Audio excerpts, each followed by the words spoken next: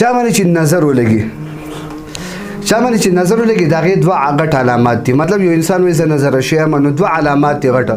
که دغه علامات به ده کې وو نو دی دته نظر شوی دی او دی د علاج په خپله وکړي او چا په پیر مرید پسې دې نه ګرځي، په خپله دې ځانه دغه علاج وکړي. اسانه علاج دی، په خپله یې کول غواړي.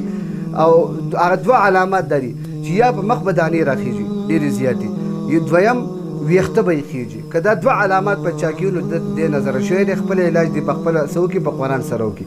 هغه طریقه د علاج دا ده چې عین ته به ودرېږي او سره عین ته به خپل مخ مخامخ کړي او بیا به سره دا کلمات شروع کړي. سوره 3 سوره چې به والتین والزیتون وطور سینین دا به وایي چې کله لقد خلقنا الانسان فی احسن تقویم ته ورسي نو شل پیرې به دا ټکی و لقد خلقنا الانسان فی احسن تقویم، لقد خلقنا الانسان فی احسن تقویم.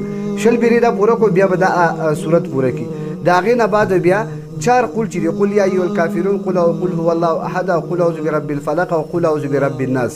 بیا به دا وایي او بیا به د هغې اول او آخر کې به درود ابراهیمي وایي چې کوم مانځه کې موږ درود وایو نو اول درود او آخر کې درود، او بیا به سره په خپلو لاسونو باندې چوف کړي او بیا به ښه ښکلې په دې مخ باندې دا راوکاږي. نو درې پېرې دا عملو کې انشاءالله که نظر شوی نظر حق دی، نظر لګي ځکه العینو حق دی، نظر حق دی او نظر لګي. او د بیلما سړي نظر خو بیا ډېر زیات زر کار کوي.